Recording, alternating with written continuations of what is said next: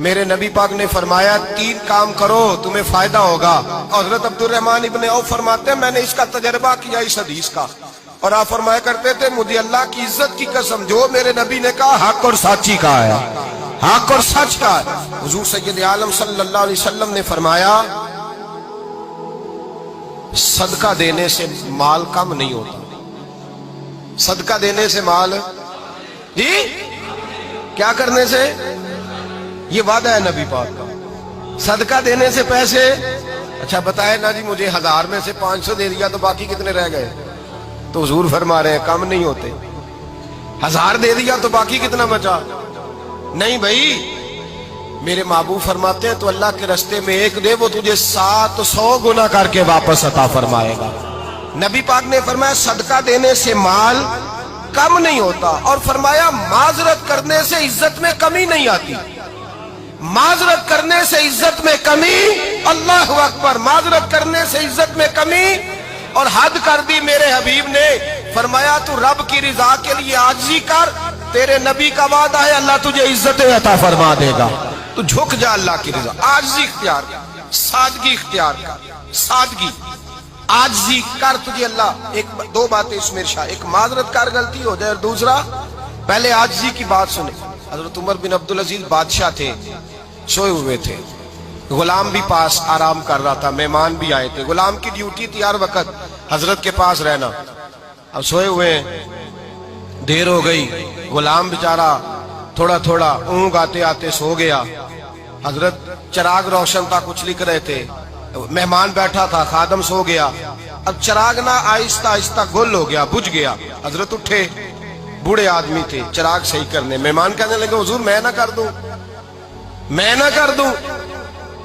کہنے لگے نہیں تم مہمان ہو, مہمان سے خدمت نہیں لی جاتی.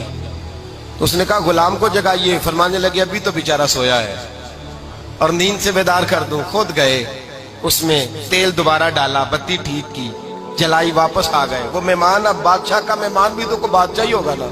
کہنے لگا حضور آپ اپنے کام خود کرتے ہیں, کیا لفظ ہے, کیا حسن ہے, اور 2 جملوں میں کیا تاثیر ہے. آپ فرمانے لگے ہاں میں اپنے کام خود کرتا ہوں. جب میں گیا تھا تب بھی عمر بن عبدالعزیز ہی تھا, اور جب چراغ صحیح کر کے واپس آیا ہوں تو پھر بھی عمر بن عبدالعزیز ہی ہوں. میرے اندر کوئی تبدیلی آئی, میں وہی ہوں جو گیا تھا.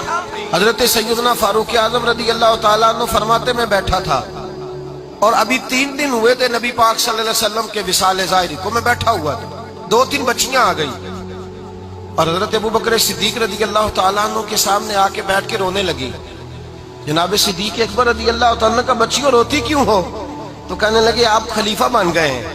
جب سے ہمارے ابا کا انتقال ہوا تھا ہمارا ذریعہ معاش یہ تھا کہ ہم نے بکریاں رکھی ہوئی تھی. آپ روز آتے تھے, بکریوں کا دودھ دھوتے تھے, ہم پی بھی لیتی تھی, بیچ کے گزارا بھی کر لیتی. اب آپ تو خلیفہ بن گئے, کون آیا کرے گا؟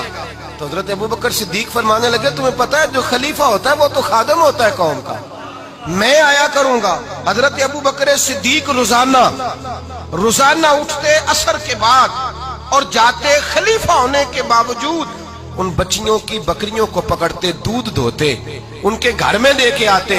حضرت فاروق اعظم جب بھی دیکھتے تو کہتے ابو بکر تو پیچھے آنے والوں کے لیے راستہ بڑا مشکل کر رہا ہے, بڑا مشکل کر رہا ہے. جگر راہ وفا میں نقش ایسے چھوڑ آیا ہوں, میں جس منزل سے گزرا ہوں وہ اب تک یاد کرتی ہے. حضرت سلمان فارسی رضی اللہ تعالیٰ عنہ صوبے کے گورنر تھے, سادہ سا لباس پہن کر, سادہ سا, بس اسٹاپ پہ کھڑے تھے, جہاں سے لوگ اندر داخل ہوتے تھے, جہاں سواریاں باندھی جاتی تھی, آج ہم اپنے زبان میں اسے بس اسٹاپ کہتے. باہر کھڑے تھے, کوئی مہمان آ گیا کسی کا, اس نے دیکھا سادے سے کپڑے ہیں, خستہ سی حالی ہے, اس نے سمجھا کوئی کلی ہے شاید, معاذ اللہ کوئی ملازم ہے. کہنے لگا خادم ادھر آؤ, ادھر آؤ. آپ قریب گئے, کہنے لگے میرا سامان اٹھاؤ. امام غزالی فرماتے ہیں جب تو علم پڑھنے بیٹھتا ہے تو یہ بھی خیال کرنا تیرے اندر تکبر کا بوٹا نہ لگ جائے, عاجزی اختیار کرنا. عاجزی, سر پہ رکھا ہوا ہے سامان. حضرت سلمان فارسی نے, گورنر صاحب نے, اس آدمی کا, مہمان کا سر پہ سامان رکھا اور جا رہے. سنو اور غور کرو. جب جا رہے تھے جو آدمی بھی ملتا گورنر صاحب ہمیں دے دے.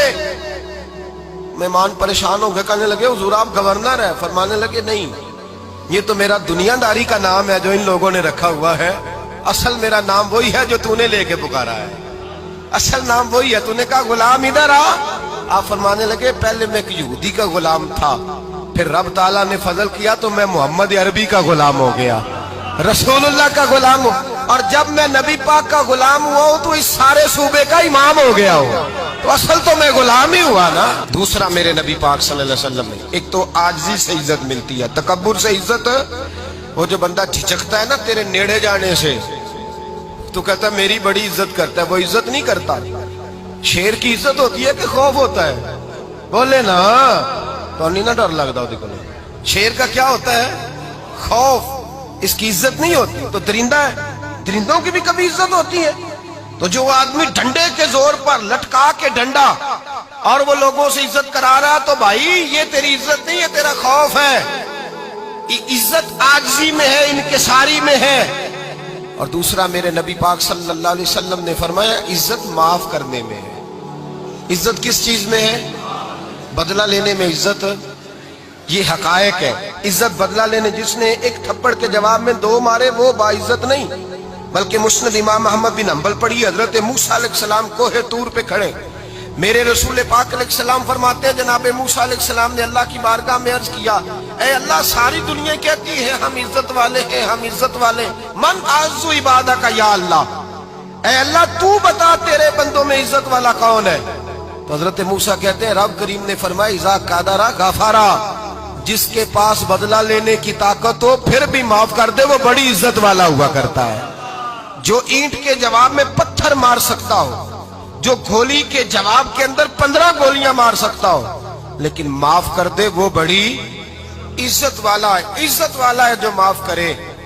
حضرت فخر جہاں دہلوی بہت بڑے درویش تھے، سلسلہ عالیہ چشتیہ کا بہت بڑا نام، اور اس صوفی کے آپ حالات پڑھیں تو رب کریم نے بڑا ہی نوازا ہوا تھا۔